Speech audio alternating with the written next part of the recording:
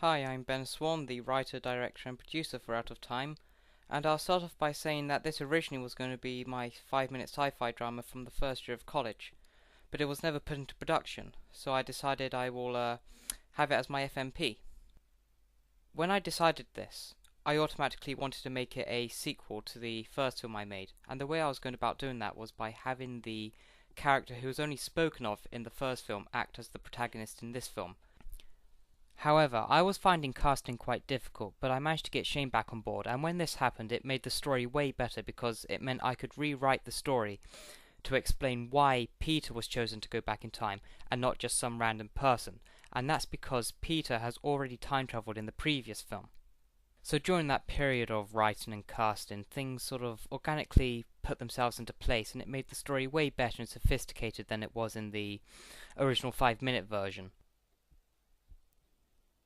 To convey the world has been destroyed or damaged beyond repair, I added this red tint to the footage and added a wind sound effect to show the emptiness of the world. And I think it went to good effect, and this narration was done just to get some plot points told and put out of the way, since there was a lot to be told in a little amount of time. All the locations were within close proximity to each other, mainly for logistical reasons since none of us could drive, and if you don't know Trowbridge at all, I think it works well, I think. I did have someone from drama cast to play Narzo, but he kept on turning me down too many times, and it was getting quite late down the line of production and I still didn't have any of the scenes with Narzo in filmed. So I decided to cast myself for that character, since it would mean there'd be one less person as a variable for scheduling. I'm relatively happy with my performance. I think I could have done a better job had I not been directing as well, but I'm happy with everyone else's performances actually. I think everyone did a really good job. What I would have touched upon more, if I had the time, was to show some of Peter's suffering for the years since the world was destroyed. I had Narzo to wear black, to show that he was obviously the villain, and the entire promise was actually a trick. And it just so happened that I had a black suit, so that is why I wore that. This scene was done by having two cameras of equal height facing each other with Shane in between them.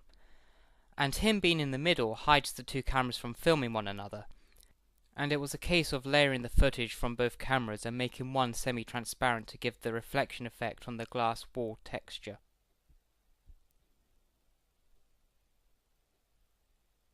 I always intended to have this scene filmed on green screen to give it a weird feel and look to highlight Narzo's oddness. I produced this underground bunker image to be the setting for the scene that the green screen was filmed on, but the result looked really poor, so I changed it to this fog effect that I used in my music video, and it turned out way better than if the bunker image actually worked. You have no idea where it is or how you get there or what it is or absolutely anything, and it gives this sense of endlessness, which works really well. The reason why I wrote a girlfriend for Peter was because I felt like he needed a personal incentive to go back in time and kill someone, even with the effects of restoring the world. It just sort of felt right to me to do that, and that's shown here with the photograph he's kept in his pocket all this time. I cast Jess to play Peter's girlfriend because she actually goes out with Shane, and I thought the two of them acting together would give a more believable performance than if Shane was acting with someone who's not his girlfriend. I have done a ton of teleporting effects in my films, and I wanted to do something different for this one. And in this effect, it was simply done by putting the first frame of us not on screen after the frame where I finished clicking, so there is an instant teleporting look, which was then enhanced by adding a smoke layer effect on top of that for more motion. I initially didn't have a gun in the script, and when the two appeared in the alleyway, Narzo says his lines and walks off. Having a gun adds more tension and gives a realization on what he has to do, while making Narzo look less stupid by sending Peter back in time with no way of efficiently killing light. When I decided to have a gun involved, I wanted to put them in a bad light, and the way I did this was by making Peter use it as a last resort, and of course how the story pans out, he never needs to use it anyway.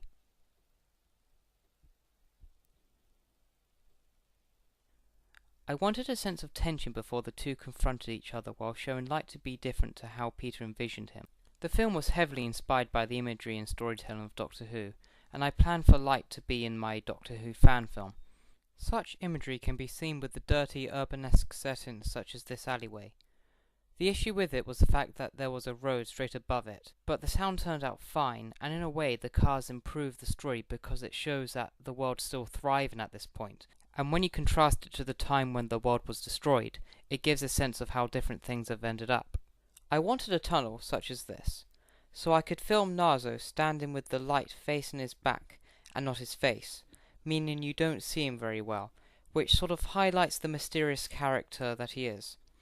And I chose the name Nazo because it is Japanese for the word mystery, and I wanted to show that both Light and Nazo knew each other and had a lot of backstory together, while still conveying that Peter has been caught up in all this, since this is still his story. The reason why I had Peter change his shirt was for two reasons.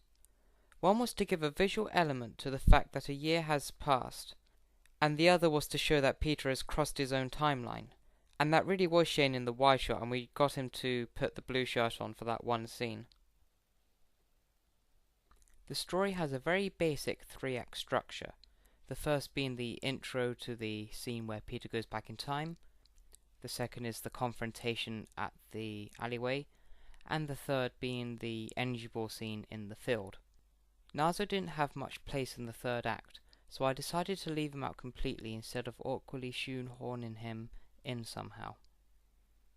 What I thought would be cool in the writing is if this individual film feels more like it is part of a wider story between both Nazo and Light, and it just so happens to involve the main character from my last film, meaning there could be a potential prequel or sequel involving Nazo's interactions with Light. Which is why I don't bring closure to Nazo. He just runs away, leaving the natural disaster that Peter had to live through act as the main dilemma, instead of a simple goody versus baddie scenario. This is the first of the CGI shots, which was done using a motion tracking part of the software in After Effects.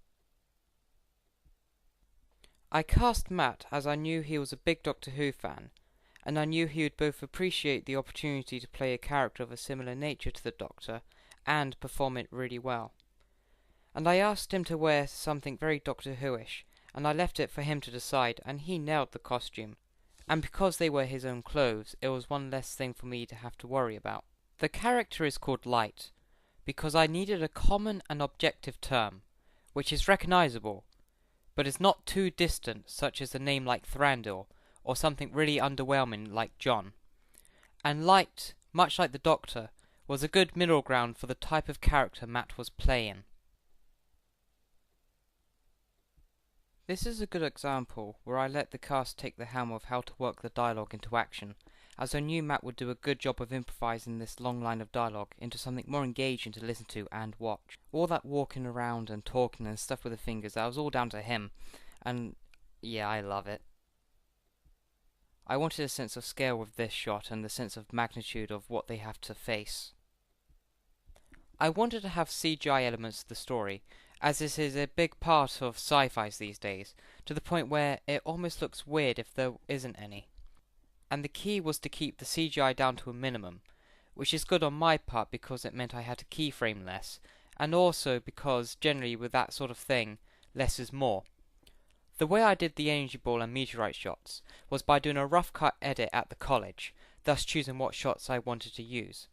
I would then take those shots and send them home. And using After Effects at home, I would animate the CGI energy balls and the meteorites within those shots, send them back to the college, and replace them in the timeline. After that, I would then add the sound effects and the music and all the audio aspects, and I was really pleased with how it turned out. And I did do test effect shots before I wrote the script because I knew it'd be a waste of time filming it and writing it, only to then find out I couldn't do it. So I knew as I was filming it, I knew absolutely that it could be done. Jordan Skinner, an old friend of mine, is playing James, who was the person that Peter was running to in the last film. I find that if you make a sequel to a film, you can use the same characters and locations and it looks cool. I mean, if you made a whole new film with the same locations and actors, it looks kinda tacky when you watch two and two together, which is why I like sequels and tie-ins and spin-off shows and stuff like that. It gives a sort of sense of wholesomeness. I wanted to hold the shot of the meteorite from being destroyed for a while, as it would give time to show Peter being severely weakened by the energy ball, which in turn shows Light's fallibility as someone of great responsibility. My dad played the news broadcaster, and I think it's one of those roles you really need someone middle-aged to cast, because you can get teenagers to play all these other roles because there's some level of plausibility for it, but characters such as news broadcasters or teachers really need to be played by someone who's a little bit older. The news broadcast footage was burnt to a DVD and played on the TV that way, and we reset the DVD for every shot that we filmed. The whole reason why I had a news broadcast scene was to cut to a different place when Peter fainted. This was to give time for the audience to question if Peter had fainted or actually died, while giving a sense of this being a nationwide issue that only these two could prevent. Initially, the brightness effect was going to be continuous throughout this short sequence, but it felt anticlimactic when it faded to the beginning scene, so I kept the brightness settings constant right to the very end of this part to give it some oomph. The fade effect added to the sky was done really easily, and I wanted it all to fade to white and have the story come full circle in the end, which is quite commonplace for time travel stories, but it works, and it gives an emotional ending. I never actually had a question in my head when I wrote the script, as I thought an open ending such as that would work best, and it also acted as Peter's unfinished business with the world when he lived by himself for a year. And I'll round off by saying thank you to everyone who was involved in this. It was a big commitment to make, and it was tough, but it has been the most enjoyable filmmaking process I've been involved in, and I hope you all enjoyed making this with me. And for everyone else, I just hope you were entertained for a short while.